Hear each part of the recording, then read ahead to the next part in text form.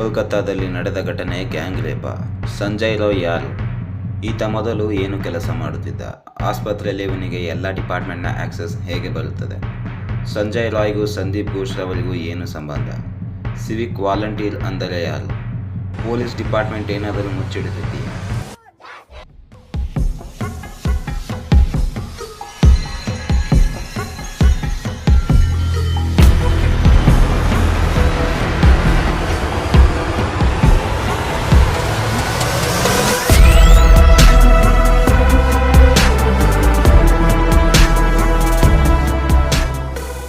ನಮಸ್ಕಾರ ವೀಕ್ಷಕರೇ, ನಮ್ಮ ಈ ಅನ್ಎಕ್ಸ್ಪ್ಲೋರ್ಡ್ ಸ್ಟೋರೀಸ್ ಯೂಟ್ಯೂಬ್ ಚಾನಲ್ಗೆ ಸ್ವಾಗತ ಸುಸ್ವಾಗತ. ಇತ್ತೀಚೆಗೆ ನಡೆದ ಕೋಲ್ಕತ್ತಾದಲ್ಲಿರುವ ಆರ್ಜಿಕರ್ ಆಸ್ಪತ್ರೆಯಲ್ಲಿ ಸಂಭವಿಸಿದಂತಹ 31 ವರ್ಷದ PG ತರಬೇತಿ ವೈದ್ಯೆ ಅಂದರೆ ಟ್ರೈನಿಂಗ್ ಡಾಕ್ಟರ್ ಮೇಲೆ ನಡೆದ ಅತ್ಯಾಚಾರದ ಬಗ್ಗೆ ನೀವೆಲ್ಲರೂ ಕೇಳಿರಲೇಬೇಕು. ಈ ಅತ್ಯಾಚಾರದ ಘಟನೆ ಎಲ್ಲರ ಮನಸ್ಸಿನ ಶಾಂತಿಯನ್ನು ಹಾಳು ಮಾಡಿದೆ. ವೆಸ್ಟ್ ಬೆಂಗಾಲ್ ಸೇರಿದಂತೆ ದೇಶಾದ್ಯಂತ ಪ್ರತಿಭಟನೆಗಳು ನಡೆಯುತ್ತಲೇ ಇವೆ, ನೀವು ಸಹ ಕೇಳಿರುತ್ತೀರಿ. ಈ ಅತ್ಯಾಚಾರದ ಘಟನೆಯ ಪ್ರಮುಖ ಆರೋಪಿ ಸಂಜಯ್ ರಾಯ್. ಈತ ವೆಸ್ಟ್ ಬೆಂಗಾಲ್ನ ಪೊಲೀಸ್ ಇಲಾಖೆಯಲ್ಲಿ ನಾಗರಿಕ ಸೇವಕನಾಗಿ ಅಂದರೆ ಸಿವಿಕ್ ವಾಲಂಟಿಯರ್ನಾಗಿ ಕೆಲಸ ಸಹ ಮಾಡುತ್ತಿದ್ದ. ಆರೋಪಿಯ ಇತಿಹಾಸ ತೆಗೆದು ನೋಡಿದರೆ ಇವನು 3 ಮದುವೆಗಳು ಡೊಮೆಸ್ಟಿಕ್ ವೈಲೆನ್ಸ್ನ ಕಾರಣವಾಗಿ ಅಂತ್ಯಗೊಂಡಿವೆ. ಈ ಥರ ಡೊಮೆಸ್ಟಿಕ್ ವೈಲೆನ್ಸ್ನ ಇತಿಹಾಸ ನೋಡಿ ಪೊಲೀಸರು ಇವನ ವಿರುದ್ಧ ಮೊದಲೇ ಕ್ರಮ ಕೈಗೊಳ್ಳಬೇಕಿತ್ತು. ಆದರೆ ಈತ ಪೊಲೀಸ್ ಇಲಾಖೆಯಲ್ಲಿ ಸಿವಿಕ್ ವಾಲಂಟಿಯರ್ ಆಗಿ ಇಲಾಖೆಯವರು ಹೇಗೆ ಇವನನ್ನು ಭರ್ತಿ ಮಾಡಿಕೊಂಡರು ಎಂಬುದು ಇಲಾಖೆಯ ಮೇಲೆ ಪ್ರಶ್ನೆಯನ್ನು ಸೃಷ್ಟಿಸುತ್ತದೆ. ಈತ ಮೊದಲು 2016ರಲ್ಲಿ ಆರ್ಜಿಕರ್ ಹಾಸ್ಪಿಟಲ್ನಲ್ಲಿಯೇ ಕುಕ್ನಾಗಿ ಕೆಲಸ ಮಾಡುತ್ತಿದ್ದ. ಕೆಲಸ ಮಾಡುತ್ತಲೇ ಆರ್ಜಿಕರ್ ಹಾಸ್ಪಿಟಲ್ನಿಂದ ಕಾಣೆಯಾಗುತ್ತಾನೆ. ತದನಂತರ 3 ವರ್ಷಗಳ ನಂತರ ಅಂದರೆ 2019ರಲ್ಲಿ ಸಿವಿಕ್ ವಾಲಂಟಿಯರ್ ಫೋರ್ಸ್ಗೆ ಸೇರುತ್ತಾನೆ. ಈ ಸಿವಿಕ್ ಪೊಲೀಸ್ ವಾಲಂಟಿಯರ್ ಫೋರ್ಸ್ ಅನ್ನು ವೆಸ್ಟ್ ಬೆಂಗಾಲ್ ಸರ್ಕಾರವು 2012ರಲ್ಲಿ ಸ್ಥಾಪನೆ ಮಾಡಿಸಲಾಗುತ್ತೆ. ಈ ವಾಲಂಟಿಯರ್ ಫೋರ್ಸ್ ಪೊಲೀಸರಿಗೆ ವಿವಿಧ ಕೆಲಸಕ್ಕೆ ಸಹಾಯ ಮಾಡುತ್ತಿತ್ತು. ಈತ ಕನೆಕ್ಷನ್ಸ್ಗಳ ಆಧಾರದ ಮೇಲೆ ಡಿಸಾಸ್ಟರ್ ಮ್ಯಾನೇಜ್ಮೆಂಟ್ ವಿಭಾಗದಿಂದ ವೆಲ್ಫೇರ್ ಸೆಲ್ ಡಿಪಾರ್ಟ್ಮೆಂಟ್ಗೆ ಸೇರುತ್ತಾನೆ. ಈ ವೆಲ್ಫೇರ್ ಸೆಲ್ನ ಕೆಳಗೆ ಹಾಸ್ಪಿಟಲ್ ಸಹ ಬರುತ್ತಿತ್ತು. ಹಾಸ್ಪಿಟಲ್ನಲ್ಲಿ ಬೆಡ್ ಕೊಡಿಸುವುದು, ಕಾಲೇಜ್ನಲ್ಲಿ ಅಡ್ಮಿಷನ್ ಮಾಡಿಸುವುದು, ಹೀಗೆ ಅನೇಕ ರೀತಿಯ ಬ್ರೋಕರ್ ಕೆಲಸ ಮಾಡುತ್ತಿದ್ದ. ಶಿಫ್ಟ್ ಆದ ನಂತರ ಕಾಲೇಜ್ ಹಾಗೂ ಹಾಸ್ಪಿಟಲ್ಗೆ ಹೋಗೋದು ಬರೋದು ಸಾಮಾನ್ಯ ಆಗಿಬಿಡುತ್ತದೆ. ಸಂಜಯ್ ರಾಯ್ ಒಬ್ಬ ಟ್ರೈನ್ಡ್ ಬಾಕ್ಸರ್ ಸಹ ಹೌದು. ಇದರ ಕಾರಣವಾಗಿ ಹಾಸ್ಪಿಟಲ್ನ ಎಮರ್ಜೆನ್ಸಿ ವಾರ್ಡ್ ಹಾಗೂ ಟ್ರಾಮಾ ವಾರ್ಡ್ಗಳಲ್ಲಿ ಸೆಕ್ಯೂರಿಟಿಗಾಗಿ ಬಿಡುತ್ತಿದ್ದರು. ಆರ್ಜಿಕರ್ ಕಾಲೇಜಿನ ಮಾಜಿ ಪ್ರಾಂಶುಪಾಲರ ಸಂದೀಪ್ ಘೋಷ್ ವಿರುದ್ಧ ಸಹ ಹಲವಾರು ಪ್ರಶ್ನೆಗಳು ಮೂಡಿವೆ. ಇವರು 2021ರಲ್ಲಿ ಆರ್ಜಿಕರ್ ಕಾಲೇಜಿಗೆ ಪ್ರಾಂಶುಪಾಲರಾಗಿ ಸೇರುತ್ತಾರೆ. ಇವರನ್ನು ನ್ಯಾಷನಲ್ ಮೆಡಿಕಲ್ ಕಾಲೇಜಿನಿಂದ ಹಲವಾರು ಅಲಿಗೇಷನ್ಸ್ ಬಂದ ಮೇಲೆ ಆರ್ಜಿಕರ್ ಕಾಲೇಜಿಗೆ ಟ್ರಾನ್ಸ್ಫರ್ ಆಗುತ್ತದೆ. ಸಂದೀಪ್ ಘೋಷ್ ರವರಿಗೂ ಮತ್ತು ಸಂಜಯ್ ರಾಯ್ಗೂ ಏನು ಸಂಬಂಧ? ಅದೇ ಆರ್ಜಿಕರ್ ಹಾಸ್ಪಿಟಲ್ನಲ್ಲಿ ಡೆಪ್ಯೂಟಿ ಸೂಪರಿಂಟೆಂಡೆಂಟ್ ಆಗಿ ಕೆಲಸ ಮಾಡುತ್ತಿದ್ದ ಅಖ್ತರ್ ಅಲಿ ರವರು ಆನ್ ರೆಕಾರ್ಡ್ ಅಲ್ಲೂ ಹೇಳಿದ್ದೇನೆಂದರೆ, के 4 खास लोग थे जैसे अफसर खान जैसे सोनू, तो उसमें ये संजय राय भी. ಈ ಪ್ರಿನ್ಸಿಪಾಲ್ನ 4 ಕ್ಲೋಸ್ ಫ್ರೆಂಡ್ಸ್ಗಳಲ್ಲಿ ಸಂಜಯ್ ರಾಯ್ ಸಹ ಒಬ್ಬನಿದ್ದ. ಹೀಗಾಗಿ ಹಾಸ್ಪಿಟಲ್ನಲ್ಲಿ ಇವನನ್ನು ಕೇಳುವವರಾಗಲಿ ತಡೆಯುವವರಾಗಲಿ ಯಾರೂ ಇರಲಿಲ್ಲ.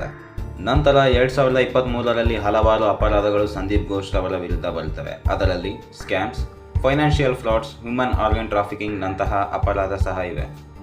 ಹೀಗಾಗಿ Kolkata police prevention of corruption act, financial ಮಿಸ್ಕಂಡಕ್ಟರ ಮೇಲೆ ಕೇಸ್ ರಿಜಿಸ್ಟರ್ ಮಾಡುತ್ತಾರೆ. ಸಂದೀಪ್ ಘೋಷ್ ರವರ ವಿರುದ್ಧ ಕೇಸ್ ರಿಜಿಸ್ಟರ್ ಆದರೂ ಯಾವುದೇ ತರಹದ ಆಕ್ಷನ್ಸ್ ತಗೊಳ್ಳದ ಕಾರಣ ಸೂಪರಿಂಟೆಂಡೆಂಟ್ ಅಖ್ತರ್ ಅಲಿ ಅವರೇ ಸಪರೇಟ್ ಆಗಿ vigilance commission, aunty corruption bureau, health department ಮತ್ತು ಮಮತಾ ಬ್ಯಾನರ್ಜಿ ರವರಿಗೂ ಸಹ ರಿಪೋರ್ಟ್ ಮಾಡುತ್ತಾರೆ. ಅದರ ಒರಿಜಿನಲ್ ರಿಪೋರ್ಟ್ ಕೆಳಗಿರುವ ಡಿಸ್ಕ್ರಿಪ್ಷನ್ನಲ್ಲಿ ನೀವು ನೋಡಬಹುದು.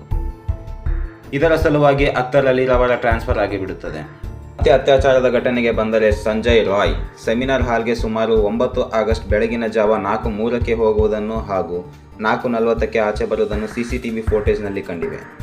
ಇಲ್ಲಿ ನಡೆದ ಘಟನೆಯ ಬಗ್ಗೆ ನಿಮಗೆ ಗೊತ್ತೇ ಇರುತ್ತದೆ, ಹಾಗಾಗಿ ಡೀಟೇಲ್ಗೆ ಹೋಗುವುದಿಲ್ಲ.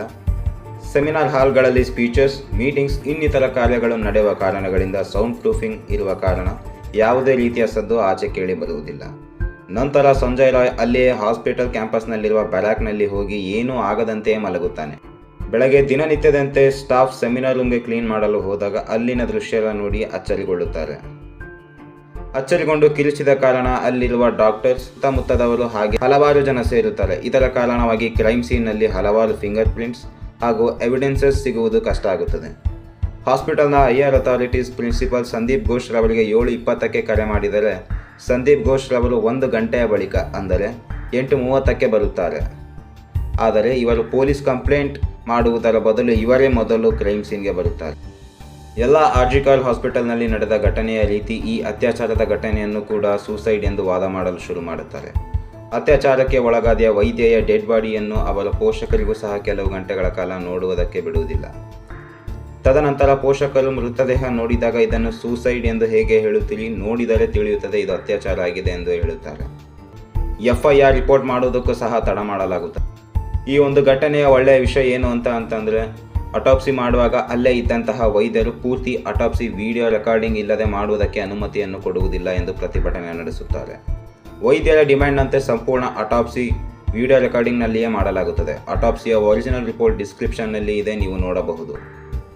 FIR ರಿಪೋರ್ಟ್ ಮಾಡದೆಯೇ ಬಾಡಿಯನ್ನು ಪೋಸ್ಟ್ ಮಾರ್ಟಮ್ ಸಹ ಮಾಡಲಾಗುತ್ತದೆ. ಪೋಸ್ಟ್ ಮಾರ್ಟಮ್ನ ಒರಿಜಿನಲ್ ಕಾಪಿ ಸಹ ಡಿಸ್ಕ್ರಿಪ್ಷನ್ನಲ್ಲಿ ಇದೆ, ನೀವು ನೋಡಬಹುದು. ನಂತರ ವಿಕ್ಟಿಮ್ನ ತಂದೆ FIR ರಿಪೋರ್ಟ್ ಮಾಡಿಸುತ್ತಾರೆ. ಅಲ್ಲಿನ ವಿದ್ಯಾರ್ಥಿಗಳ ಪ್ರಕಾರ ಪೊಲೀಸರು ಸಹ ಪೂರ್ತಿ ಕೆಲಸವನ್ನು ಅಡಾದುಡಿಯಾಗಿ ಕೆಲಸ ಮಾಡುತ್ತಾರೆ. ಮತ್ತು ವಿಕ್ಟಿಮ್ನ ಬಾಡಿ ಸಹ ಕ್ರಿಮೇಷನ್ ಮಾಡಿಬಿಟ್ಟರು. ಪೊಲೀಸ್ ಅಂಥದ್ದೇನು ಜಲ್ದಿ ಇತ್ತು, ಏನಾದರೂ ಮುಚ್ಚಿಡುತ್ತಿದ್ದಾರೆ. CCTV ಫುಟೇಜ್ ಹಾಗೂ ಸಂಜಯ್ ರಾಯ್ನ ಬ್ಲೂಟೂತ್ ಡಿವೈಸ್ ಮತ್ತು DNA ಸ್ಯಾಂಪಲ್ಸ್ನ ಆಧಾರದ ಮೇಲೆ ಪೊಲೀಸರು ಇವನನ್ನು ಅರೆಸ್ಟ್ ಮಾಡುತ್ತಾರೆ. ಈತ ಪೊಲೀಸರ ಬಳಿ ತನ್ನ ಅಪರಾಧವನ್ನು ಸಹ ಒಪ್ಪಿಕೊಂಡಿರುತ್ತಾನೆ. ಅದೇ ಸೆಮಿನಾರ್ ರೂಮ್ನ ಕೇವಲ 20 ಮೀಟರ್ ದೂರದಲ್ಲಿ ಮ್ಯಾನೇಜ್ಮೆಂಟ್ ರಿನೋವೇಷನ್ ಹೆಸರಲ್ಲಿ ಕನ್ಸ್ಟ್ರಕ್ಷನ್ ಸಹ ಶುರು ಮಾಡ್ತಾರೆ. ಸಂದೀಪ್ ಘೋಷ್ ರವರು ಪ್ರಾಂಶುಪಾಲರ ಕೆಲಸದಿಂದ ರಿಸಿಗ್ನೇಷನ್ ಕೊಟ್ಟರು. ಅವರಿಗೆ ಕೆಲವೇ ಗಂಟೆಗಳಲ್ಲಿ ಇನ್ನೊಂದು Calcutta national medical college and ಹಾಸ್ಪಿಟಲ್ನಲ್ಲಿ ಪ್ರಾಂಶುಪಾಲರಾಗಿ ಟ್ರಾನ್ಸ್ಫರ್ ಆಗುತ್ತಾರೆ. ಸಂದೀಪ್ ಘೋಷ್ ರವರ ಒರಿಜಿನಲ್ ಟ್ರಾನ್ಸ್ಫರ್ ಡಿಸ್ಕ್ರಿಪ್ಷನ್ನಲ್ಲಿ ಇದೆ, ನೀವು ಅದನ್ನು ನೋಡಬಹುದು. ಭ್ರಷ್ಟಾಚಾರ ಮತ್ತು ರಾಜಕೀಯದ ಪವರ್ ಹೇಗಿದೆ ಎಂಬುದು ನೀವೇ ಯೋಚನೆ ಮಾಡಿ. ಕೋಲ್ಕತ್ತಾ ಹೈಕೋರ್ಟ್ ಈ ಕಾರ್ಯಕ್ಕೆ ಸಂದೀಪ್ ಘೋಷ್ ರವರನ್ನು ಎಕ್ಸ್ಟೆಂಡೆಡ್ ಲೀವ್ ಆಫ್ ಆಬ್ಸೆನ್ಸ್ಗೆ ಕಳುಹಿಸುತ್ತಾರೆ. ಹೈಕೋರ್ಟ್ನ ಆದೇಶ ಸಹ ಡಿಸ್ಕ್ರಿಪ್ಷನ್ನಲ್ಲಿ ಇದೆ. ಸಂದೀಪ್ ಘೋಷ್ ರವರ ಭ್ರಷ್ಟಾಚಾರ ಹಾಗೂ ಸ್ಕ್ಯಾಮ್ನ ತನಿಖೆ ನಡೆಸಲು ವೆಸ್ಟ್ ಬೆಂಗಾಲ್ ಸರ್ಕಾರ ಸ್ಪೆಷಲ್ ಇನ್ವೆಸ್ಟಿಗೇಷನ್ ಟೀಮನ್ನು ಸ್ಥಾಪಿಸಿ 1 ತಿಂಗಳಿನ ಅವಧಿಯಲ್ಲಿ ರಿಪೋರ್ಟ್ ಸಲ್ಲಿಸಲು ಆರ್ಡರ್ ನೀಡುತ್ತದೆ. ಇಲ್ಲಿ ಅತಿ ಹೆಚ್ಚು ಪ್ರಶ್ನೆಗಳು ಮಮತಾ ಬ್ಯಾನರ್ಜಿರವರ ವಿರುದ್ಧ ಧ್ವನಿ ಏರುತ್ತಿವೆ. ಮಮತಾ ಬ್ಯಾನರ್ಜಿ ಅವರು ವೆಸ್ಟ್ ಬೆಂಗಾಲ್ನ CM ಮಾತ್ರ ಅಲ್ಲದೆ ವೆಸ್ಟ್ ಬೆಂಗಾಲ್ನ ಹೋಮ್ ಮಿನಿಸ್ಟರ್ ಹಾಗೂ ಹೆಲ್ತ್ ಮಿನಿಸ್ಟರ್ ಸಹ ಇವರೇ. ಒಂದು ವಿಚಿತ್ರವಾದ ವಿಷಯ ಏನು ಅಂತಂದರೆ ಮಮತಾ ಬ್ಯಾನರ್ಜಿ ಅವರು ಅತ್ಯಾಚಾರ ನಡೆದ ಬಳಿಕ ಪ್ರತಿಭಟನೆ ರ್ಯಾಲಿ ಸಹ ಮಾಡುತ್ತಾರೆ. ಆದರೆ ಯಾರ ವಿರುದ್ಧ? ಇದರ ಉತ್ತರ ಯಾರಿಗೂ ತಿಳಿದಿಲ್ಲ. ವೆಸ್ಟ್ ಬೆಂಗಾಲ್ನಲ್ಲಿ ಸ್ಟ್ರೈಕ್ ಮಾಡುತ್ತಿರುವಾಗ ಲೋಕಲ್ ರೌಡಿಗಳು ಪ್ರತಿಭಟನೆಗಳಿಗೆ ಭಾಗವಹಿಸಿದಂತಹ ಜನರ ಮೇಲೆ ದಾಳಿ ಮಾಡಿ ಆರ್ಜಿಕರ್ ಆಸ್ಪತ್ರೆಯನ್ನು ಹಾನಿ ಮಾಡಲು ಸಹ ಮುಂದಾಗಿರ್ತಾರೆ. ಇದೇ ಕಾರಣಕ್ಕೆ ಪೊಲೀಸರವರು ಇಲ್ಲಿಯವರೆಗೂ 25 ಮಂದಿಯನ್ನು ವಶಕ್ಕೆ ಪಡೆದಿದ್ದಾರೆ. ಪಬ್ಲಿಕ್ಗೆ ಪೊಲೀಸ್ ಡಿಪಾರ್ಟ್ಮೆಂಟ್ ಮೇಲೆ ನಂಬಿಕೆ ಇಲ್ಲದ ಕಾರಣ ಈ ಅತ್ಯಾಚಾರದ ಘಟನೆಯ ಬಳಿಕ ಈ ಕೇಸನ್ನು CBIಗೆ ಒಪ್ಪಿಸಬೇಕೆಂದು ಹಲವಾರು ವಿವಾದಗಳು ಬರುತ್ತವೆ. ಕೇಸ್ನ ಗಂಭೀರತೆ ನೋಡಿ ಹೈಕೋರ್ಟ್ ಸಹ ಈ ಕೇಸನ್ನು CBIಗೆ ಒಪ್ಪಿಸುತ್ತದೆ. CBI ಸಂಜಯ್ ಘೋಷ್ನ ಪಾಲಿಗ್ರಾಫ್ ಟೆಸ್ಟ್ ಅಂದರೆ ಲೈಟ್ ಡಿಟೆಕ್ಷನ್ ಟೆಸ್ಟ್ ಮಾಡಿಸುತ್ತಾರೆ. ಸರಿಸುಮಾರು 2 ಗಂಟೆಗಳ ಕಾಲ ಪರೀಕ್ಷೆ ಮಾಡಿದಾಗ ಅದರಲ್ಲಿ ಸಂಜಯ್ ರಾಯ್ ಹೇಳಿದ್ದೇನೆಂತಂದರೆ, ನಾನು ಅತ್ಯಾಚಾರ ಆಗಲಿ ಮರ್ಡರ್ ಆಗಲಿ ಯಾವುದೂ ಸಹ ಮಾಡಿಲ್ಲ. ನಾನು ಮೊದಲು ಒತ್ತಡದಲ್ಲಿದ್ದಾಗ ಆ ಕೆಲಸ ನಾನೇ ಮಾಡಿದ್ದೇನೆ ಎಂದು ಹೇಳಿದ್ದಾನೆ. ಆದರೆ ನಾನು ಅವಳನ್ನು ನೋಡಿದಾಗ ಆಕೆ ಮೊದಲೇ ಸತ್ತಿದ್ದಳು. ಆ ಗಾಬರಿಯಿಂದ ಅಂಜಿ ಆಚೆ ಓಡಿದ್ದೇನೆ ಎಂದು ಹೇಳಿದ್ದಾನೆ. ಈ ಲೈ ಡಿಟೆಕ್ಷನ್ ಟೆಸ್ಟ್ ಪರೀಕ್ಷೆಯು ಹಲವಾರು ಸುಳ್ಳು ಮತ್ತು ಮನವರಿಕೆಯಾಗದ ಉತ್ತರಗಳನ್ನು ಫ್ಲ್ಯಾಗ್ ಮಾಡಿದೆ ಎಂದು ಮೂಲಗಳು ಉಲ್ಲೇಖಿಸಿ ಟೈಮ್ಸ್ ಆಫ್ ಇಂಡಿಯಾ ವರದಿ ಮಾಡಿದೆ.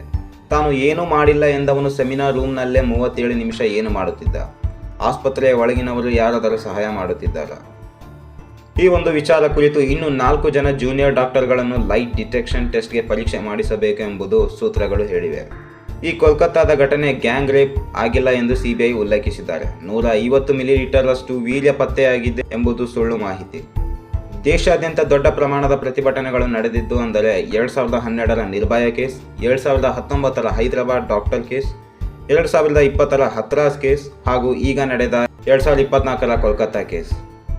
ಈ ಕೋಲ್ಕತ್ತಾದ ಘಟನೆಯ ಬಳಿಕ ಇನ್ನೂ 10ಕ್ಕೂ ಹೆಚ್ಚು ಅತ್ಯಾಚಾರಗಳು ಆಗಿವೆ. ಅದರಲ್ಲಿ ತಮಿಳುನಾಡಿನಲ್ಲಿ 13 ಹುಡುಗಿಯರನ್ನು ಫೇಕ್ NCC ಕ್ಯಾಂಪ್ನಲ್ಲಿ ಸೆಕ್ಷುವಲ್ ಅಬ್ಯೂಸ್ ರಿಪೋರ್ಟ್ ಆಗಿವೆ. ಇದೇ ವಿಷಯವಾಗಿ ಶಿಕ್ಷಕರು ಮತ್ತು ಪ್ರಾಂಶುಪಾಲರನ್ನು ಪೊಲೀಸರು ಬಂಧಿಸಿದ್ದಾರೆ. ಉತ್ತರ ಪ್ರದೇಶದಲ್ಲಿ ತಂದೆಯೇ ತನ್ನ 18 ವರ್ಷದ ಕೆಳಗಿನ ಮಗುವನ್ನು ಅತ್ಯಾಚಾರ ಎಸಗಿದ್ದಾನೆ. ರಾಜಸ್ಥಾನದ ಸಿರೋಹಿಯಲ್ಲಿ 33 ವರ್ಷದ ಮುದುಕಿಯ ಮೇಲೆ ಗ್ಯಾಂಗ್ ರಿಪೋರ್ಟ್ ಆಗಿದೆ. ಮೀರಟ್ನಲ್ಲಿ ಒಬ್ಬ ವ್ಯಕ್ತಿ ಅಂಬೆಗಾಲಿಡುವ ಮಗುವನ್ನು ಅಪಹರಿಸಿ ಅತ್ಯಾಚಾರ ಎಸಗಲು ಹೋಗಿ ವಿಫಲ ಆದ ಕಾರಣ ಮಗುವನ್ನು ಅಲ್ಲೇ ಚರಂಡಿಗೆ ಎಸೆದಿದ್ದಾನೆ. ರಾಜಸ್ಥಾನದ ಜೋಧ್ಪುರಲ್ಲಿ ವ್ಯಕ್ತಿಯೊಬ್ಬ ತನ್ನ ತಾಯಿಯ ಜೊತೆ ಮಲಗಿದ್ದ 3 ವರ್ಷದ ಮಗುವನ್ನು ಅಪಹರಿಸಿ ಅತ್ಯಾಚಾರ ಎಸಗಿದ್ದಾನೆ. ದೆಹಲಿಯಲ್ಲಿ 52 ವರ್ಷದ ವ್ಯಕ್ತಿಯೊಬ್ಬ 12 ವರ್ಷದ ಬಾಲಕಿಯನ್ನು ಅತ್ಯಾಚಾರ ಮಾಡಿ ನಂತರ ಆಕೆಗೆ ಈ ಗುಟ್ಟು ತಮ್ಮಲ್ಲಿಯೇ ಇರಲಿ ಎಂದು 51 ರೂಪಾಯಿ ಸಹ ಕೊಡುತ್ತಾನೆ. ಸ್ನೇಹಿತರೆ, ಅತ್ಯಾಚಾರಗಳ ಘಟನೆ ಪ್ರತಿ ವರ್ಷವೂ ಏರುತ್ತಲೇ ಇವೆ. ನ್ಯಾಷನಲ್ ಕ್ರೈಮ್ ರೆಕಾರ್ಡ್ಸ್ ಬ್ಯೂರೋ ರಿಪೋರ್ಟ್ಸ್ಗಳ ಪ್ರಕಾರ 2012ರಲ್ಲಿ ವಾರ್ಷಿಕ 25,000 ಕೇಸ್ಗಳು, 2020ರ ಕೋವಿಡ್ ಸಾಲಿನಲ್ಲಿ 30,000 ಅತ್ಯಾಚಾರದ ಕೇಸ್ಗಳು, 2016ರಲ್ಲಿ ವಾರ್ಷಿಕ 39,000 ಕೇಸ್ಗಳು, ಇನ್ನು 2022ರ ರಿಪೋರ್ಟ್ ನೋಡಿದರೆ 31,000 ಕೇಸ್ಗಳು. ಅಂದರೆ ಒಂದು ದಿನಕ್ಕೆ ಸರಿಸುಮಾರು 85 ಕೇಸ್ಗಳು. ಇವು ಬರೀ ಬೆಳಕಿಗೆ ಬಂದಿರುವ ರಿಪೋರ್ಟ್ಗಳು, ಇನ್ನೂ ಬೆಳಕಿಗೆ ಕಾಣದವು ಇನ್ನೂ ಇವೆ. National alliance to end sexual violence ರಿಪೋರ್ಟರ ಪ್ರಕಾರ 14% ಗಂಡಸರ ಮೇಲೆ ದೌರ್ಜನ್ಯ ರಿಪೋರ್ಟ್ ಆಗಿವೆ. ಈ ವಿಷಯಗಳಿಗೆ ಪ್ರತಿಭಟನೆಗಳು ಕಂಡಿದ್ದೇ ಅಪರೂಪ. ನಿಮ್ಮ ಆಲೋಚನೆ ಪ್ರಕಾರ ಅತ್ಯಾಚಾರಗಳು ಏಕೆ ಆಗಬಹುದು ಎಂದು ನೀವು ಯೋಚಿಸುತ್ತೀರಿ? 1. ಹೆಂಗಸರು ರಾತ್ರಿಯ ಸಮಯದಲ್ಲಿ ಆಚೆ ಇರುವುದು. 2. ಹೆಂಗಸರು ತುಂಡು ಬಟ್ಟೆ ಧರಿಸುವುದು. 3. ಹೆಂಗಸರು ಪಾರ್ಟಿಗಳು ಮಾಡುವುದು ಅಥವಾ ಮದ್ಯಪಾನ ಮಾಡುವುದು. ಇದರಲ್ಲಿ ಯಾವುದು ಸರಿ ಎಂದು ಭಾವಿಸುತ್ತೀರಿ? ಸ್ನೇಹಿತರೆ, ನನ್ನ ಅನಿಸಿಕೆಯಲ್ಲಿ ನೀವು ಮೇಲಿನ ಪ್ರಶ್ನೆಗಳಲ್ಲಿ ಯಾವುದನ್ನಾದರೂ ಸ್ವಲ್ಪ ಸರಿ ಎಂದು ಭಾವಿಸಿದರೆ ನಿಮ್ಮಲ್ಲೂ ಸ್ವಲ್ಪವಾದರೂ ಅತ್ಯಾಚಾರಿಯ ಮನೋಭಾವಗಳು ಇವೆ. ನಾನು ನಿಮ್ಮನ್ನು ರೇಪಿಸ್ಟ್ ಎಂದು ಹೇಳಲು ಇಚ್ಛಿಸುವುದಿಲ್ಲ, ಆದರೆ ನಿಮ್ಮ ಆಲೋಚನೆಗಳು ಸ್ವಲ್ಪ ಅಜ್ಞಾತವಾಗಿದ್ದರೂ ಸಹ ಅತ್ಯಾಚಾರಿಗಳಿಂದ ಪ್ರೇರಿತವಾಗಿವೆ. ಹಲವಾರು ದೇಶಗಳಲ್ಲಿ ಹೆಣ್ಣು ಮಕ್ಕಳು ಸ್ವತಂತ್ರವಾಗಿ ರಾತ್ರಿಯಲ್ಲೇ ಓಡಾಡುತ್ತಾರೆ. ಬಟ್ಟೆಗಳು ಮೈ ತುಂಬ ಧರಿಸಿದರೆ ಅತ್ಯಾಚಾರವಾಗುವುದಿಲ್ಲ ಎಂಬುದು ಏನು ನಂಬಿಕೆ? ಬುರ್ಕ ಧರಿಸಿದರೂ ಈಗ ಯಾರು ಸುರಕ್ಷಿತರಾಗಿದ್ದಾರೆ? ವಯಸ್ಸಾದವರ ಮೇಲೆ ಅತ್ಯಾಚಾರ ಎಸಗಿರುವ ಘಟನೆ ಸಹ ಇವೆ. 5 ತಿಂಗಳ ಮಗು ಮೇಲೆ ಅತ್ಯಾಚಾರ ಎಸಗಿರುವ ಘಟನೆಗಳು ಸಹ ಇವೆ. ಹುಡುಗಿಯರು ಆಚೆ ಇದ್ದರೆ ಅತ್ಯಾಚಾರ ಆಗುವುದಿಲ್ಲ, ರೇಪಿಸ್ಟ್ಗಳು ಆಚೆ ಇದ್ದರೆ ಮಾತ್ರ ಅತ್ಯಾಚಾರ ಆಗುವುದು. ಸ್ನೇಹಿತರೆ, ಬರೀ ಒಂದು ದಿನ ಅಥವಾ ಒಂದು ವಾರ ಅಥವಾ ಒಂದು ತಿಂಗಳು ಮಾತ್ರ ಹೋರಾಡಿದರೆ ಸಾಲದು. ಮಿಕ್ಕ ದಿನಗಳಲ್ಲಿ ಏನೂ ಆಗದಂತೆಯೇ ಇದ್ದರೆ ಸ್ವತಂತ್ರವಾಗಿ ಬದುಕಲು ಅಸಾಧ್ಯ.